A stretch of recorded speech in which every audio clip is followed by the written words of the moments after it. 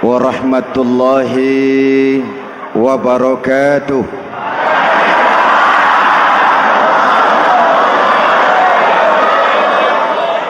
Alhamdulillahi rabbil alamin, wassalatu wassalamu ala ashrafil mursalin, sayyidina wa maulana Muhammadin wa ala alihi wa sahbihi ajmain, amma ba'du.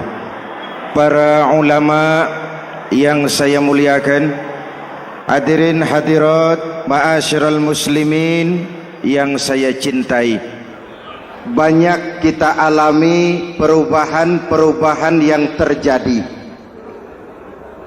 baik perubahan yang menyangkut sosial budaya, lebih-lebih yang menyangkut sosial politik. Yang tidak banyak mengalami perubahan adalah sosial ekonomi. Bahkan angka kemiskinan kita naik menjadi 3/5 dari total penduduk kita hidup di bawah garis kemiskinan, dan 20% diantaranya miskin mutlak. Perubahan-perubahan yang terjadi menyadarkan kita kepada kebenaran Al-Quran ketika Allah menyatakan wa tilkal ayyamu nudawiluha bainan nas. Hari itu kami putar di antara manusia. Ada saat datang, ada waktu pergi. Ada hari lahir, ada saat kembali.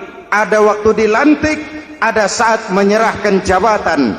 Hari kami putar di antara manusia dan hidup cuma sekadar menunggu giliran. Soalnya kemudian di tengah perubahan-perubahan yang terjadi begitu cepat, what must we do now?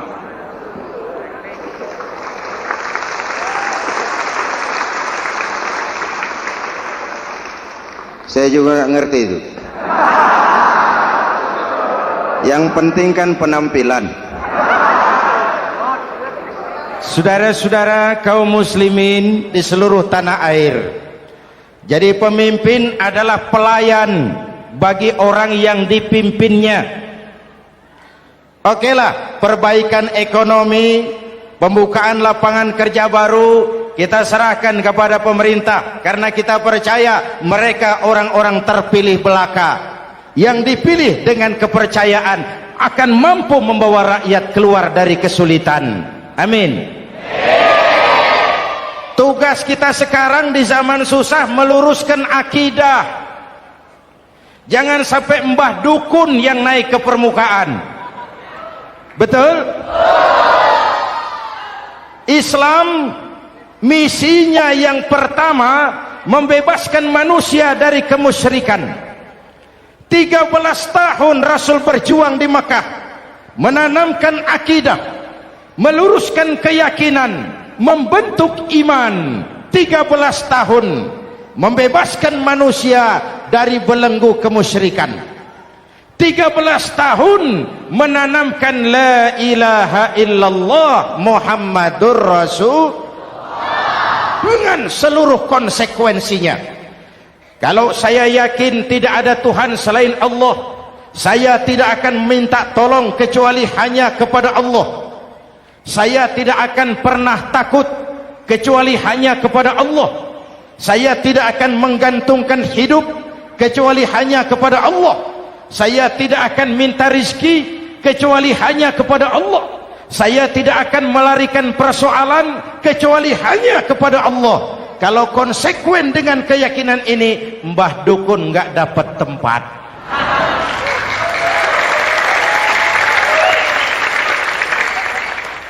Akur? Ayo lihat secara sederhana. Saya sandaran di tiang, tiangnya ambruk, sayanya jatuh.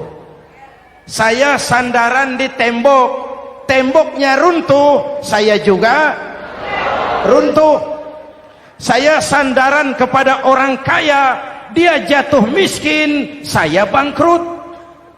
Saya sandaran kepada jenderal, dia pensiun, saya selesai. Tapi kalau saya sandaran hanya kepada Allah, Allah tidak akan pernah miskin, Allah tidak akan pernah lumpuh, Allah tidak akan pernah terpuruk, dan Allah tidak akan pernah berkurang kekuasaannya.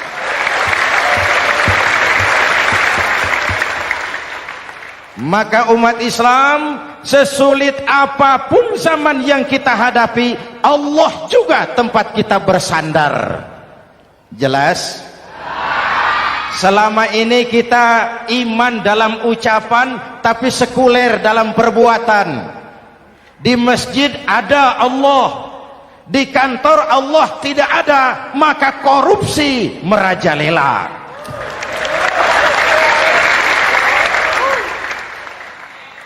Di masjid ada Allah, di pasar Allah tidak ada, maka timbangan tetap curang.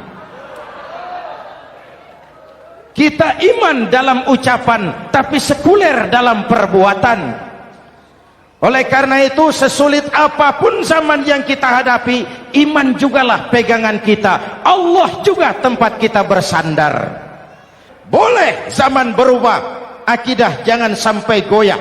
Karena iman kita hidup, untuk iman kita berjuang, dan dalam iman kita ingin kembali menghadap Allah Subhanahu. Selama ini manusia Indonesia kita lebih banyak diisi otaknya, hati sering kosong, agama dangkal, akidah rapuh, moral rendah.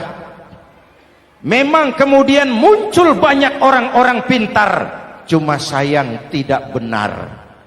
Indonesia kita bangkrut, Indonesia kita terpuruk, Indonesia kita sakit parah kalau diurus orang yang cuma pintar tapi tidak benar.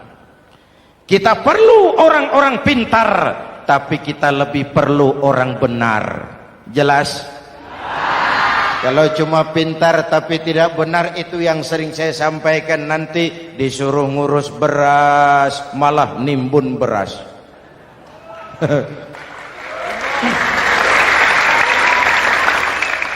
Disuruh ngurus laut malah jadi bajak laut.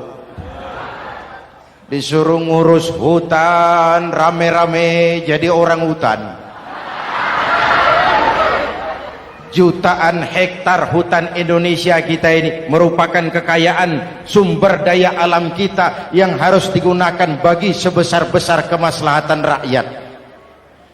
Yang disuruh ngurus hukum malah bikin hukum seperti pisau, tajam ke bawah, tumpul ke atas. Jangan heran lalu di masyarakat muncul street justice, pengadilan jalanan, sebagai refleksi dari ketidakpuasan melihat sikap hukum yang sangat berpihak. Kalau yang kecil salah, hukum cepat-cepat ditegakkan.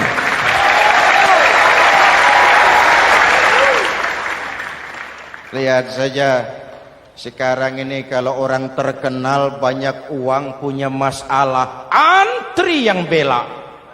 Betul? Tapi saudara lihat si Marsinah di Jawa Timur, si Sengkon dan Karta di Jawa Barat, si Udin Bernas wartawan Jogja, terseok-seok mencari keadilan, sampai hari ini urusannya masih remeng-remeng. Kenapa bisa begitu? Jawabannya sederhana, tidak ada fulus. Ada fulus mulus, tidak ada fulus manfus. Betul? Jangan sampai para penegak hukum kita terjebak pada lagu baru, maju tak gentar membela yang bayar. Biar bertentangan dengan nurani, biar bertentangan dengan public opini, biar bertentangan dengan rasa keadilan. Siapa yang bayar, itulah majikan. Mau benar atau salah, belain terus. Kalau seperti inilah hukum kita, mafioso keadilan akan tetap gentayangan. Hadirin yang saya hormati, 13 tahun beliau berjuang di Mekah, meluruskan keyakinan, memantapkan akidah, meneguhkan iman. Dari situ segalanya dimulai, dan ke situ segalanya akan menuju. Intan paling mahal, mutiara paling berharga, tidak lain adalah nilai-nilai keimanan. Kalau itu sudah tergadai, apalagi yang bisa kita banggakan dalam kehidupan ini? Kita merasa harta kita berharga, belum ada artinya ketimbang iman. Kedudukan kita punya nilai pun belum ada artinya ketimbang dengan nilai-nilai keimanan. Itu intan paling mahal, itu mutiara paling berharga. Harta baru ada manfaatnya kalau dilandasi dengan iman. Jabatan dan kedudukan baru terasa gunanya kalau dilandasi dengan keimanan. Kalau jabatan lepas dari iman, yang akan lahir Fir'aun baru. Jelas? Kalau harta terlepas dari iman, yang akan muncul adalah konglomerat korun. Kalau ilmu pengetahuan terlepas dari nilai dasar keimanan, maka yang akan muncul adalah ilmuwan pelacur yang menyalahkan yang benar, membenarkan yang salah untuk kepentingan pribadi. Dan kondisi seperti itu tidak akan membuat kita makin sehat. Oleh karena itu, pada kesempatan ini, pesan pertama saya, menghadapi zaman susah, tetap jaga akidah, tetap pelihara keyakinan. Kesulitan bukan untuk ditakuti, untuk diatasi. Hidup adalah kerja keras, bukan keajaiban. Perubahan tidak akan datang hanya dengan simsalabim abragadabra. Perubahan tidak akan muncul hanya dengan berandai-andai. Perubahan tidak akan turun dari langit seperti turunnya embun di waktu malam. Perubahan adalah kerja keras, sehingga Al-Quran membimbing kita, innallaha la yughayyiru ma biqaumin hatta yughayyiru ma bi anfusihim. Allah tidak akan mengubah keadaan suatu bangsa kalau mereka tidak mau mengubah apa yang ada di dalam diri mereka. Yang ada di dalam diri itu rule of thinking, state of mind, cara kita berpikir, cara kita memandang kehidupan, cara kita mengatasi persoalan. Hadirin yang saya hormati, inilah iman. Berangkat dari ini kita menyadari, ini ujian buat kita rakyat. Dan kita rakyat Indonesia ini kalau sama susah sih sudah kenyang. Ya Pak? Ya Pak? Kita ini sebagai bangsa mengalami apa yang disebut oleh Bung Karno up and down, naik turun, timbul tenggelam, pasang surut. 350 tahun dijajah oleh Belanda, kita susah. Berangkat Belanda masuk Jepang, susah lagi. Pergi Jepang, datang nikah, susah lagi. Lalu kita merdeka, dirongrong oleh berbagai pemberontakan, susah lagi. Makan bulgur, antri minyak. Lalu PKI berontak, susah lagi. Muncul orde baru, lama-lama susah lagi. Orde baru selesai, naik reformasi, mulai repot nasi, susah lagi.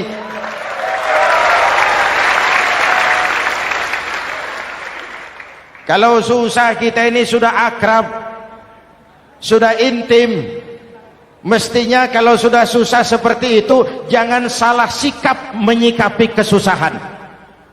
Jangan sampai kita potong kompas, ambil jalan pintas, terjebak menghalalkan segala cara. Itu tidak akan menguntungkan, itu tidak akan menyelesaikan. Kalaupun selesai, nampaknya penyelesaian sesaat, dan penyelesaian sesaat bukan penyelesaian yang sebenarnya. Karena itu tetaplah dalam koridor keimanan. Boleh zaman berubah, akidah jangan sampai goyah. Silahkan masa berganti, tapi keyakinan jangan mati. Sekali la ilaha illallah sampai tetes darah paling penghabisan, tetap la ilaha illallah. Sanggup? 3 orang. Sanggup? 21. Sanggup? Kalau sanggup kita harus konsekuen. Saudara-saudara di seluruh tanah air, misi yang kedua dari Islam setelah membebaskan manusia dari kemusyrikan, membebaskan manusia dari ras diskriminasi, mengikat manusia dengan tali akidah. Sebelum Islam datang, manusia dibedakan oleh warna kulit, manusia dibedakan oleh faktor keturunan, manusia dibedakan oleh faktor harta dan benda. Adalah Rasul yang mengajarkan, innallaha la yanzuru ila suwarikum wala ila amwalikum walakin yanzuru ila qulubikum wa a'malikum. Allah tidak melihat potonganmu, Allah tidak melihat hartamu. Yang Allah lihat itu adalah hatimu dan amal perbuatanmu. Jauh sebelum Amerika teriak-teriak membanggakan apa yang mereka sebut sebagai Declaration of Independence, Nabi sudah mengajarkan kepada kita semua, annas kulluhum li Adam wa Adam min turab la fadla li arabiyyin ala ujamiyyin illa bittaqwa. Seluruh manusia berasal dari Adam. Adam diciptakan dari tanah. Tidak ada kelebihan Arab dengan yang bukan Arab kecuali takwanya. Jauh sebelum Amerika mencanangkan bahwa semua manusia dilahirkan sama, that all men are created equal. Jauh sebelum itu Islam sudah membebaskan manusia dari ras diskriminasi. Apa dalam konteks kekinian menghadapi zaman susah tetap jaga kerukunan? Ya Pak, ya Bu, oi Bu. Menghadapi zaman susah tetap jaga kerukunan, baik antar umat seagama, antar umat beragama, maupun antar umat beragama dengan pemerintah. Menjaga kerukunan, jangan saling sikat sikut di antara kita. Sebab kalau sudah rukun, saya ajak berhitung, 1 ditambah 1 sama dengan, itu matematika namanya, hasilnya pasti. Tapi angka sosial hasilnya aneh. Saya ubah jadi angka sosial. Ayo kita berhitung lagi. 1 orang takut ditambah 1 orang takut sama dengan 2 orang setengah berani. Kenapa setengah berani? Karena sudah berdua. Tadi kan takut sendiri. Kalau sama-sama takut berkumpul jadi setengah berani. Kalau ditambah 1 orang takut lagi, 1 orang takut ditambah 1 orang takut ditambah 1 orang takut sama dengan 3 orang berani. Kenapa jadi berani? Karena sudah bertiga. Kita yang lemah, kita yang marginal, kita yang dikucilkan, bahkan kita yang dilecehkan, kalau mau rukun kita akan kuat dan tidak bakal dipermainkan orang.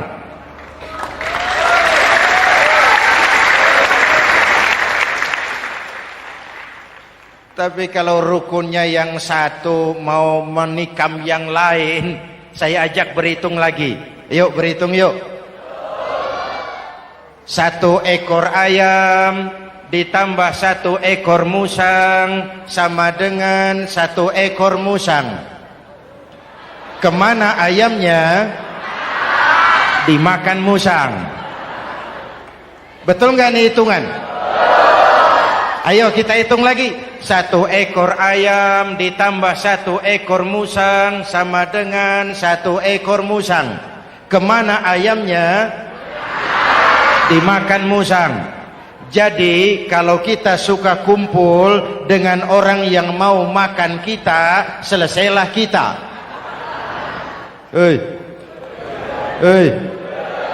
Maka kalau merasa kita ini ayam, yuk kumpul sama-sama ayam, pulang ke kandang ayam.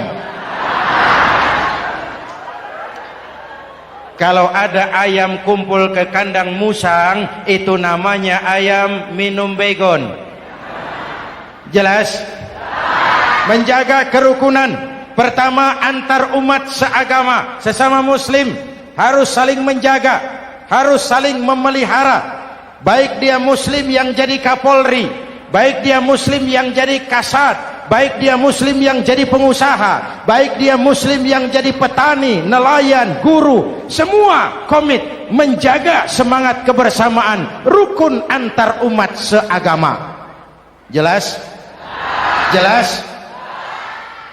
Hadirin yang saya hormati, atas dasar itu saya ingatkan kembali, kita semua ingin persoalan terorisme dilepaskan kaitannya dari agama manapun. Tidak ada kaitannya terorisme dengan Islam, dengan Kristen, dengan Hindu, dengan Buddha. Tidak ada kaitannya terorisme dengan pondok pesantren.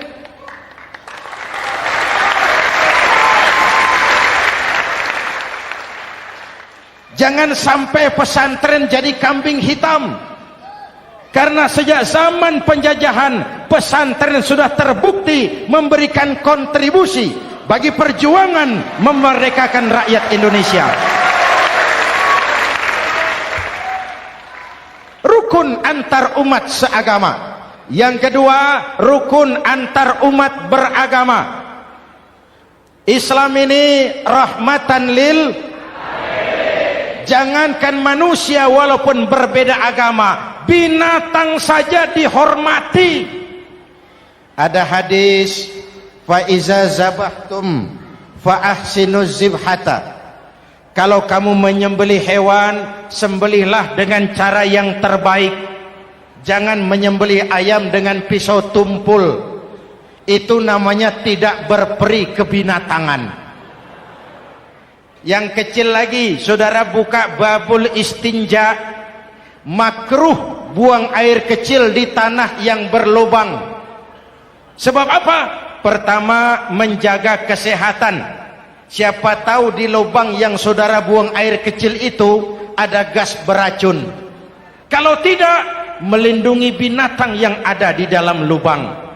Siapa tahu di lubang yang saudara buang air kecil itu ada semut sedang rapat membahas terorisme. Apa dosanya lalu mati dikencingi? Ini namanya rahmatan lis semut. Binatang saja dilindungi. Maka perbedaan agama tidak harus menyebabkan kita bertolak belakang. Perbedaan agama bukan alasan untuk saling bermusuhan. Apalagi kita sudah menyadari tentang kemajmukan kita, tentang kebinekaan kita, tentang keragaman kita. Rukun antar umat beragama, saling menghormati, saling menghargai, tapi tetap dalam batas lakum dinukum. Lalu rukun antar umat beragama dengan pemerintah. Hadirin yang saya hormati, yang benar kita dukung, yang salah kita perbaiki dan kita tegur menurut cara-cara yang diajarkan oleh agama kita. Dan sholat berjamaah, pendidikan bernegara yang paling bagus. Tadi kita sholat ada imam, ada makmum, betul? Makmum wajib ikut imam kalau imam benar sholatnya. Rakyat wajib ikut pemimpin kalau pemimpin benar mimpinnya. Masyarakat Islam ini loyal. Masyarakat Islam ini bukan pemberontak. Masyarakat Islam ini taat dan setia. Kapan? Kalau imamnya benar. Imam takbir, makmum. Imam ruku, makmum. Imam i'tidal, makmum. I'tidal. Imam sujud, makmum. Tapi kalau imam keliru, mestinya imam ruku malah sujud. Salah imam ini. Tegur. Siapa yang wajib negur? Makmum yang saf terdepan. Anggota DPR.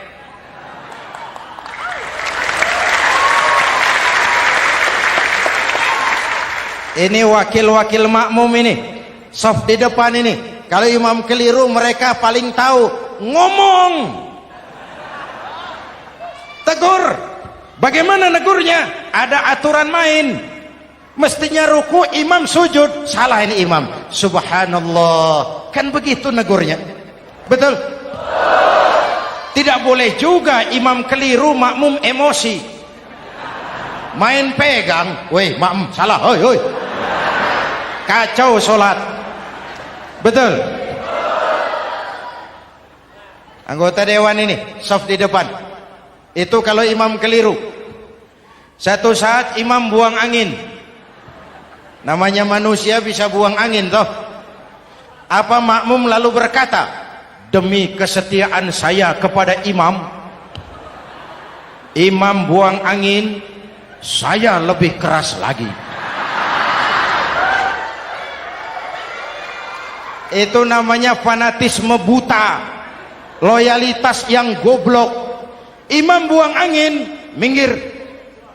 Iyyaka na'budu wa iyyaka nasta'in. Sampai situ imam buang angin, minggir imam. Lalu saf yang di depan maju. Tidak usah bikin solat baru, teruskan pekerjaan imam. Ihdinas siratal mustaqim. Teruskan. Kenapa? Kalau bikin solat baru lagi, nanti buang angin lagi. Bikin lagi solat. Kapan selesainya solat? Kapan selesainya membangun negara ini? Yang penting imam tahu diri, buang angin, minggir.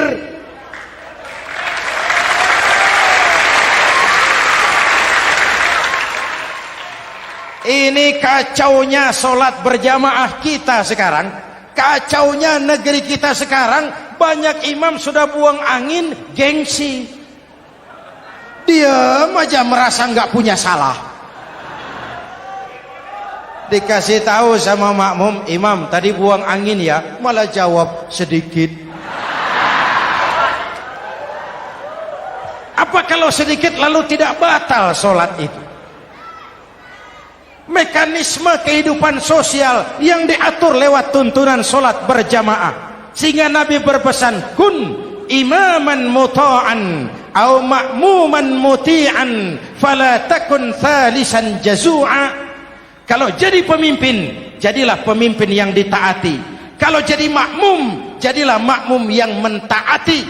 Jangan jadi golongan ketiga pemecah belah. Di depan tidak jalan, di belakang takut, ditaruh yang di tengah, di depan didorong, yang belakang ditendang. Ini namanya biang kerok. Saudara-saudara, dari uraian singkat ini saya ambil beberapa catatan pokok. Pertama, kalau ada intan paling mahal, kalau ada mutiara paling berharga dalam hidup kita, itu tidak lain adalah karena keyakinan. Hidup jadi indah, hidup jadi berharga, hidup jadi berarti kalau didasari atas sebuah keyakinan. Dan keyakinan itu tidak lain adalah nilai iman kita, akidah kita kepada Allah Subhanahu wa ta'ala. Yang kedua, tetap menjaga kerukunan. Sesulit apapun zaman yang kita hadapi, kita tetap harus menjaga semangat kebersamaan. Kita harus tetap menjadi lem perekat yang menjaga keutuhan, baik sebagai bangsa maupun sebagai umat.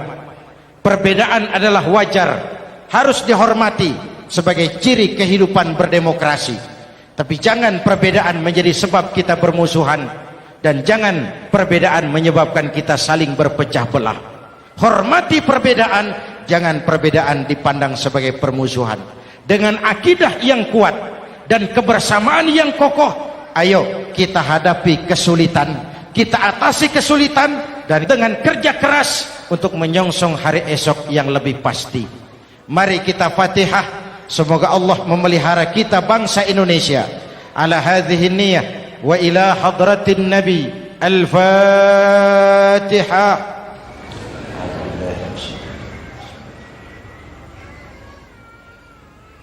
Iyyaka na'budu wa iyyaka nasta'in. Ihdinas siratal mustaqim. Siratal ladzina an'amta 'alaihim. Bismillahirrahmanirrahim. Amin. Alhamdulillahi rabbil alamin. Allahumma salli wa sallim wa barik ala sayyidina Muhammadin wa ala alihi wa sahbihi ajma'in. Allahumma rabbana taqabbal minna salatana wa siyamana wa qiyamana wa takhassu'ana wa ta'abbudana wa tammim taksirana ya arhamar rahimin. Allahumma aslih man fi salahihi salahul muslimin. Allahumma ahlik man fi halakihi salahul muslimin. Allahumma rabbana la tu'akhizna in nasina aw akhtana. Rabbana wa la tahmil alaina isran kama hamaltahu ala alladhina min qablina. Rabbana wa la tuhammilna ma la taqata lana bih wa'fu 'anna waghfir lana warhamna anta maulana fansurna 'alal qaumil kafirin. Allahumma ij'alna minas su'ada'il maqbulin wa la taj'alna minal ashqiya'il mardudin. Afdalu ma qultuhu ana wan nabiyyuna min qabli. La ilaha illallah.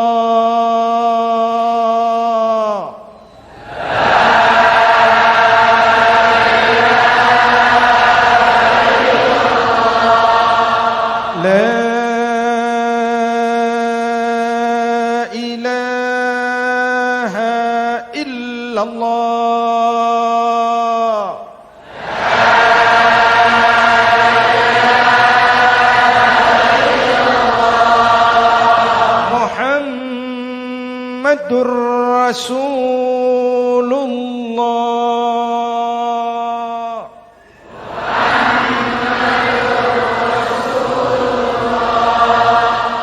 Sallallahu alaihi wa alihi wa sallam. Kalimatu haqqin 'alaiha nahya wa 'alaiha namut wa 'alaiha wa biha nub'atsu insyaallah minal aminin minal aminin minal aminin rahmatika ya arhamar rahimin.